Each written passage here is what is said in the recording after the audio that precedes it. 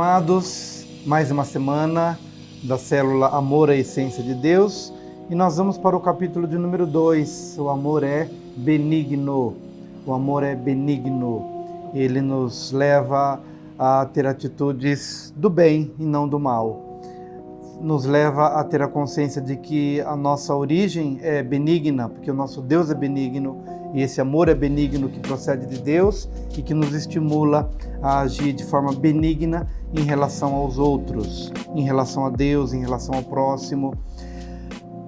Há 4 situações aqui na igreja de Corinto, e uma coisa que eu quero deixar para você, líder, e para você também que está participando na célula, é que a palavra sobre o amor, ela está inserida dentro de um contexto. Paulo, quando ele chega no capítulo 13, e que ele vai definir o amor da maneira como ele o define, ele parte da experiência que aquela igreja estava vivendo.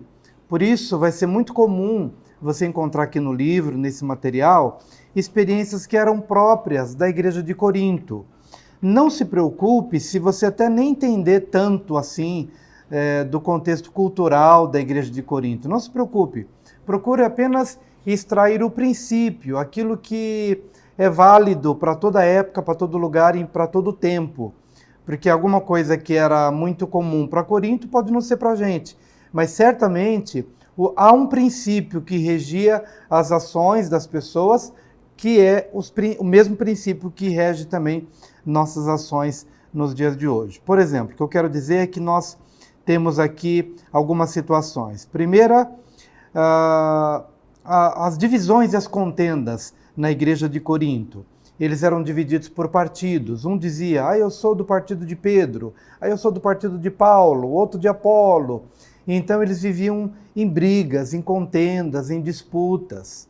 Por mais que Paulo não exista mais hoje, nem Pedro, nem Apolo, mas a questão importante aqui é perceber que a palavra-chave dessa primeira parte da aula, o amor é benigno, e que fala das divisões e das contendas na igreja de Corinto, a palavra-chave é relacionamento. Então veja que alguma coisa que é cultural, ou que fez parte daquela igreja, vamos deixar para trás. Temos que pensar hoje como é que nós nos movemos nos relacionamentos, porque esse é o princípio sobre o qual nós devemos refletir, sobre o qual também devemos pensar como tem sido o nosso amor, se nós temos sido benignos nos relacionamentos, isso de toda sorte, seja dentro da igreja ou seja fora da igreja, seja para a pessoa com quem a gente conhece, ou seja com relação a um estranho que a gente nunca viu, ou alguém com quem a gente possa ter até uma relação virtual, mas eu nunca tive um contato com essa pessoa. Como eu me relaciono, como eu me porto diante dessas pessoas? Eu devo entender o seguinte, que o amor ele é benigno, então ele sempre fará bem. Então ele sempre será um agente de benignidade, seja nos contextos familiares, eclesiásticos, quando a gente fala de igreja, sociais, políticos, seja o que for. Do meu coração só jorrará água boa, água doce, água benigna. E é assim que a gente tem que pensar, e esse tem que ser o nosso propósito de vida. Então, nesse primeiro ponto, amor benigno e as divisões e contendas. Pois bem, certifique-se de como que era a realidade lá da igreja de Corinto e procura trazer para o dia de hoje e pensar, será que eu tenho feito bem para as pessoas ou eu tenho, de alguma forma, tido uma postura vingativa, odiosa, de revanche, de retribuição do mal, recebi o mal, então vou pagar o mal com o mal. Sobre isso nós temos que refletir. E a palavra-chave aqui, nesse primeiro momento, é relacionamento. Como estão os nossos relacionamentos? Há um segundo caso compartilhado aqui no livro que tem a ver com a questão da imoralidade. Houve alguém da igreja de Corinto que se relacionou sexualmente com a própria madrasta. Por incrível que pareça, isso aconteceu lá na igreja de Corinto. Alguém que desrespeitou o pai, alguém que se deitou na cama do pai com a esposa do pai, no caso a madrasta. E a igreja olhou para aquilo e teve uma postura indiferente. Agora, a palavrinha-chave aqui é sexualidade. Se a primeira palavra foi relacionamento, a segunda palavra agora aqui é a sexualidade. Como nós temos vivido a nossa sexualidade e se nós temos vivido a nossa sexualidade com a consciência do bem e não do mal. O adultério faz mal, o incesto faz mal. Pecamos contra o outro, mas pecamos contra nós mesmos. Você vai ver até essa passagem bíblica aqui citada nessa parte, o amor benigno e a imoralidade. Você vai encontrar aqui 1 Coríntios 6:18, que diz, fugir da impureza. Qualquer outro pecado que uma pessoa cometer é fora do corpo, mas aquele que pratica a imoralidade peca contra o próprio corpo. Então, se a palavra-chave aqui é sexualidade, como nós temos vivido a nossa sexualidade e se nós temos a consciência de que a sexualidade ela deve ser vivida a partir do princípio do que é benigno, para fazer o bem dentro dos limites do casamento, dentro do respeito, dentro da consciência de santidade e nunca ultrapassando limites que não nos foram permitidos ultrapassar. Então, quem pratica o adultério não está tendo uma postura benigna. O incesto, da mesma forma, ou qualquer outro tipo de pecado na área sexual, ele nunca fará bem, mas fará o mal. Por isso que o amor é benigno. E nós temos que trazer essa consciência da benignidade, tanto para os relacionamentos, quanto para a vida sexual ou para a nossa sexualidade. O terceiro ponto que nós vamos encontrar aqui neste livro, e que era próprio também da igreja de Corinto, era questões relacionadas às injustiças.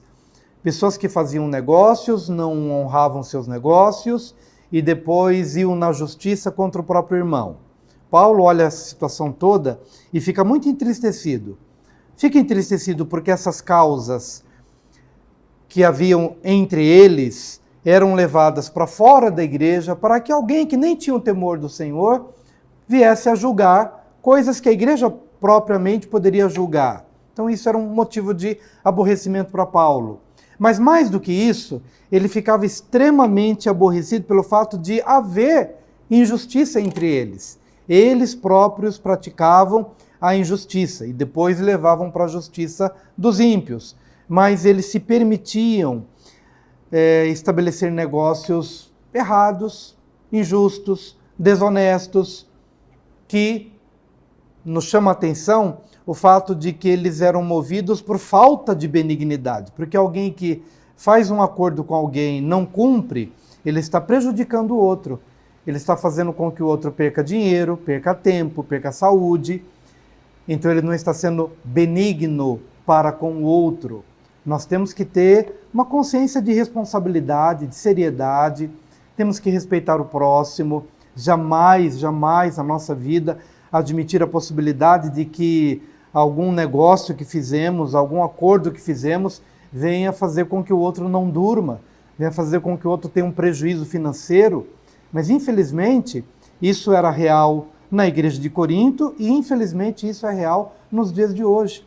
Quantas igrejas feridas, famílias cristãos feridos, porque perceberam que o outro não teve esse senso de zelo, de responsabilidade em relação a um compromisso assumido e deixou o irmão numa condição de dívida, deixou o irmão numa condição de dificuldades. Isso não só entre o povo em geral, lideranças evangélicas ou lideranças cristãs ou religiosas que acabam fomentando escândalo no meio do corpo de Cristo, porque eles não desenvolvem esse amor benigno, que tem a consciência de que não podemos lesar o outro, não podemos levar prejuízo para o outro, e que nós temos que fazer de tudo, virar o mundo se necessário for, para cumprir a nossa palavra, cumprir os nossos compromissos, a fim de que o outro jamais seja lesado por alguma coisa que me diga respeito. Ok? Então a palavra aqui, embora eu esteja falando sobre injustiça, ou justiça, injustiça, mas eu queria trazer a palavra dinheiro.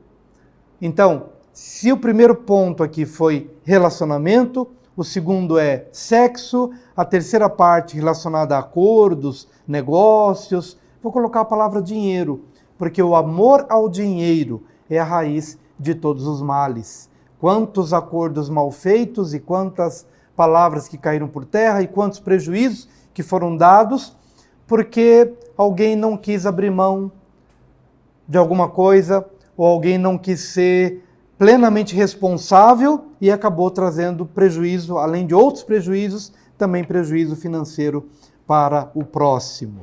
E a última questão, a gente não entra aqui nos detalhes, especialmente na última, porque a última tem muito a ver mesmo com o contexto lá de Corinto, que era ídolos, ou da carne que era oferecida aos ídolos, e depois era disponibilizada no mercado. As pessoas podiam comprar daquela carne que outrora tinha sido oferecida a um deus, a um ídolo, num templo pagão, mas depois era disponibilizada no açougue para consumo. O que acontecia? O que era mais fraco na sua consciência não se permitia comer aquela carne, achando que ele seria condenado se a comesse. O outro, que já era mais maduro na fé, ele não via problemas de comer daquela carne. Não tinha problema, uma vez que ele estava comendo não com a consciência de adorar a um ídolo, mas sim de alimentar a família, uma vez que aquela carne era disponibilizada para consumo, então ele dava graças, orava a Deus pelo alimento e comia sem constrangimento.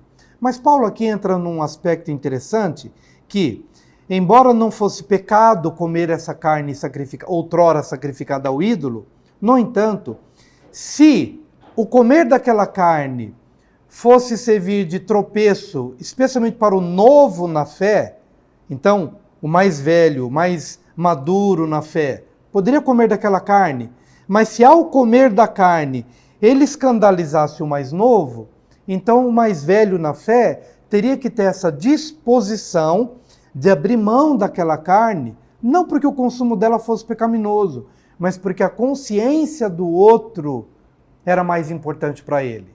Mas infelizmente algumas pessoas não eram benignas com relação à consciência do outro.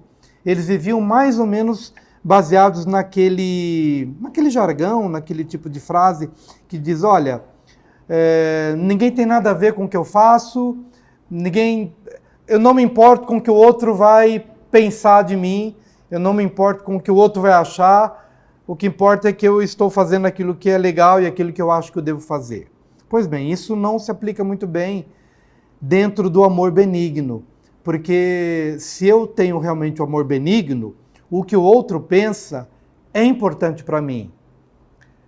É importante para mim na medida em que eu penso o seguinte, que aquilo que eu faço, ainda que eu esteja fazendo com a minha consciência tranquila diante de Deus, mas se aquilo que eu faço, ou se aquilo que eu digo, coloca alguma questão ou alguma dúvida e viabiliza um tropeço na fé, na vida do meu colega, do meu irmão em Cristo, então o que eu faço, eu tenho que pensar duas vezes, porque o amor benigno se importa com a consciência do outro.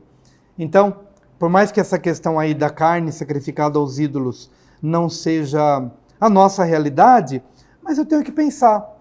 Você, cristão, evangélico, que, por exemplo, na Sexta-feira Santa não vê nenhum problema de comer carne. Para o católico, eu vim do meio católico, onde na Sexta-feira Santa não se comia carne. Pois bem, me converti, me tornei evangélico e eu penso, bom, o evangélico pode comer carne no dia da Páscoa, o católico não come. Agora, se eu faço isso na presença de um católico, meio como que de provocação, para dizer, olha, eu posso, você não pode, eu não estou sendo benigno para com a consciência dele naquele dia. Não custa nada eu não comer carne. naquele dia. Não me condenaria se eu comesse.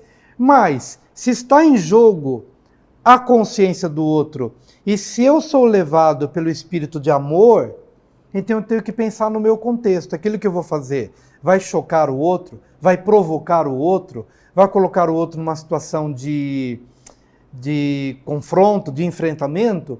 Então eu posso abrir mão daquele meu direito por amor à consciência do outro. Então, praticamente, nós falamos aqui sobre relacionamento, sexo, dinheiro e consciência.